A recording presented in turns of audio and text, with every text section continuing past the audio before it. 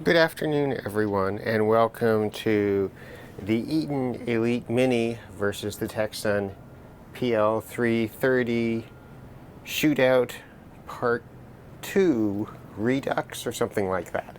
We'll say here we'll level the playing field a little bit. So we're outside. What I'm going to do is we'll do an ETM scan with just the usual settings with the PL-330. And then we'll see what we can get with the built-in antenna on the Elite Mini. I won't bother putting that all on camera. And then we'll try an external antenna, but rather than use, let's see if this will work. Rather than use that one that's mounted on the wall, which is the MLA 30 Plus, you'll notice I brought the cutting mat out for consistency. Rather than try that, we'll use something very simple. I have a whole bunch of different kinds of wind-up antennas like this. One of the nice things about these XH Data ones is that they come with a clip, so we can try it on the Elite Mini as well. So I will run the PL-330 scan and then come back and we'll see how the Elite Mini does. Okay, everyone, as you might be able to see through the reflection here, or not, the PL-330 is scanning. We have the Elite Mini out, and we'll get back once we see what we've got on the PL-330. I'm not really going to pay any attention to anything below 10 megahertz because it's just going to be nothing but noise at this time of day. Well, this time of day being about 1:30, so that should give you some idea of what's going on. Okay, so here we are. So the Tecsun has found, I'm not sure how much of this you're going to hear, the Tecsun has found 13 or 14 channels, but this low stuff is not going to be.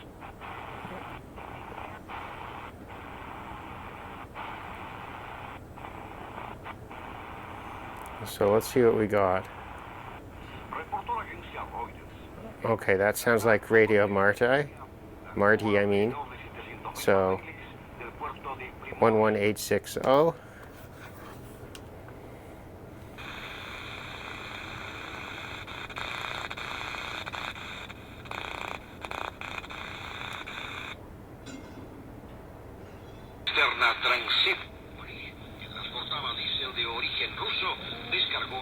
So no problem with that on the Elite Mini.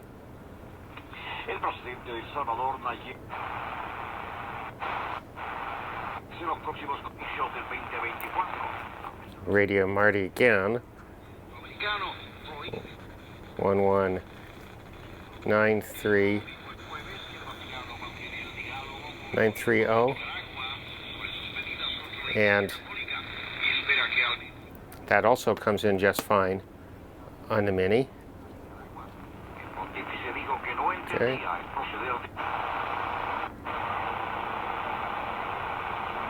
I think there is something there, but I can't hear it. 20% here. We kind of gotten used to that, right? We've all kind of gotten used to gas. 13845. I'm not entirely sure what that is. Let's see if it can be found with a search.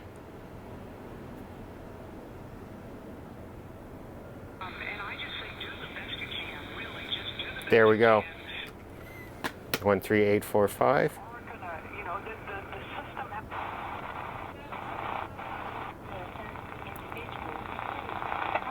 Everywhere in the world for all your contributions of news that inform and bring hope to the people from both human and animal kingdoms, as well as 15770.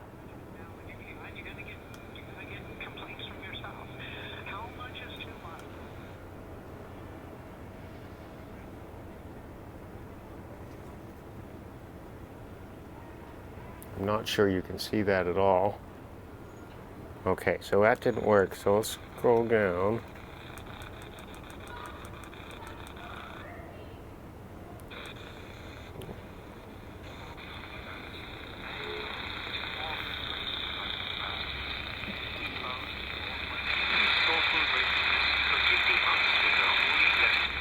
It's not strong, but it's there. So far, under these conditions, the Mini is doing a pretty good job of keeping up with the PL-330,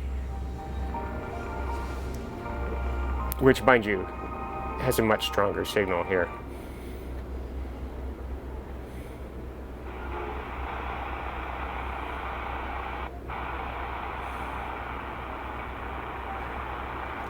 And that's it.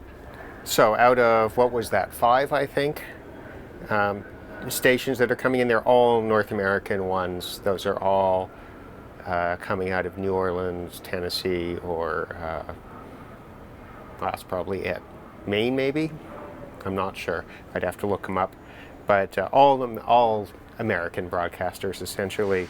And the Mini is managing to keep up just fine.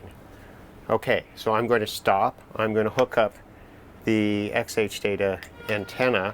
I'll hook it up to the Tecsun. First we'll do a run through, and then we'll look at the Elite Mini. I'll have to do one then the other for that, because you know what, I have 2 antennas. I'll be right back. I'll hook up 2 antennas like this, and we'll see what we get.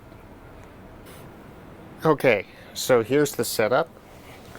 There are 2 antennas that are identical, except for one has this little clippy thing on, holding it, attaching it to the antenna here. I'm going to run exactly the same scan on the PL-330 with the external antenna. It's going into the antenna port on this radio. So we'll go right back to ETM and get that started. The antennas are not directly touching each other, but they are parallel, well, maybe 6 inches across, and they go down the side of the house here, which is usually one of the more reliable ways to set up one of these kinds of little antennas here. An identical antenna is attached to this one and running down the side of the house. I won't say the 2 antennas are isolated from each other because they run over metal flashing and that sort of thing together, but they are separate. Whether that makes any difference, I don't really know. So I'll just pause while the ETM scan runs, and then we'll do the same thing we did before. Okay, with the antenna, the Tecsun is now showing 55 channels. So let's see what we got.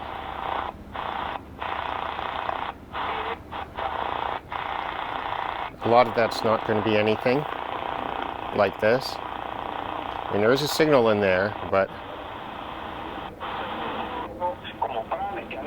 so 11,860, I think we tried that one before. Again, that's where we're going to start. So let's just go down here. I'm not sure, I can barely see.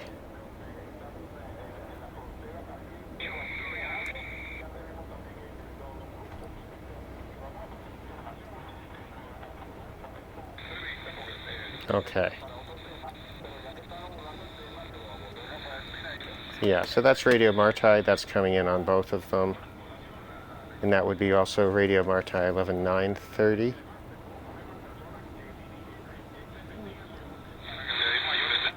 Right, that came in before.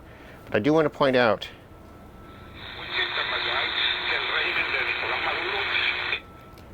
the Elite Mini does sound like it's overloading. Compare. You can hear some of that interference in the background here, but on this radio,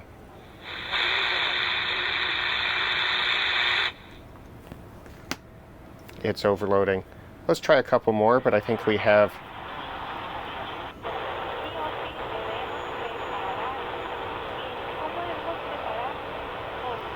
12050 is now coming in reasonably strongly on the PL-330. Again, I'm not sure you can hear that.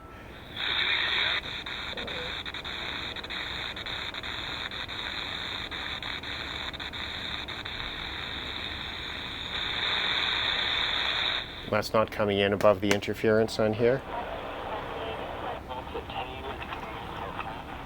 12160.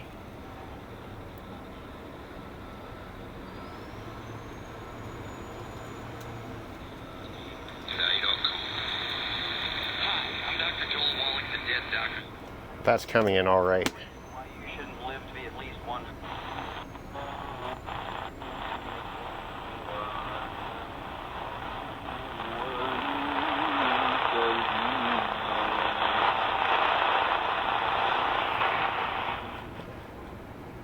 $13,710.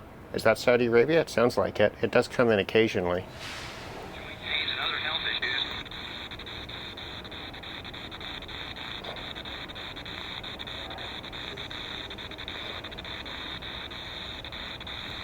We'll do it this way.